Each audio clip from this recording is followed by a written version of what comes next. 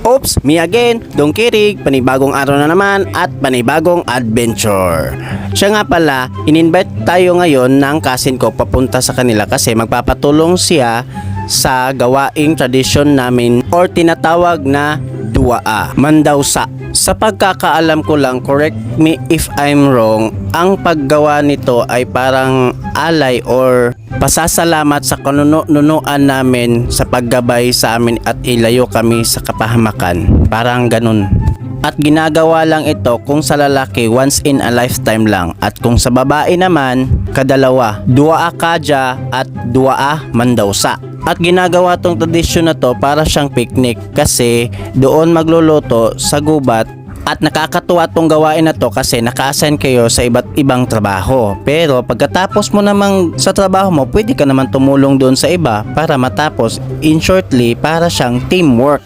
At saka bawal ang reklamador or tamad dito kasi mabilis ang trabaho to. Kaya kung tamad ka, hindi ka pwede dito at hindi rin to bagay sa'yo. At bawal din to sa mga taong gutumin. Yung sakit na tikim ng tikim, bawal yun. Bawal yun dito kasi hanggat hindi pa to natatapos or nare-ritualan, bawal tong kainin.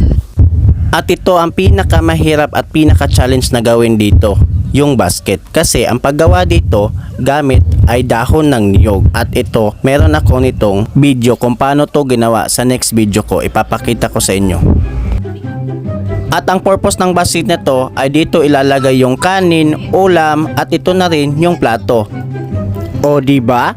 Ganda na pagkakaluto ng kanin at ang isusunod dyan yung ulam. Ay, pinakuluan pala yung ulam. Ang tawag pala dito sa ulam na to ay tula itom or tinulang itim.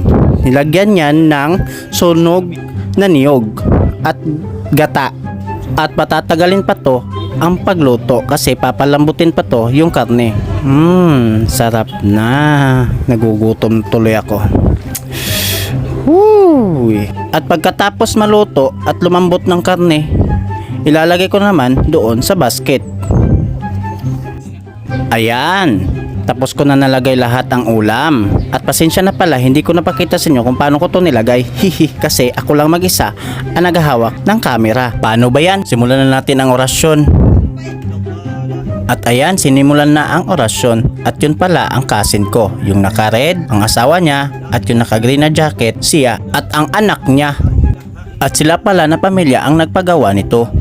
At sa lahat na nahagip ng camera na to, shout out sa inyong lahat.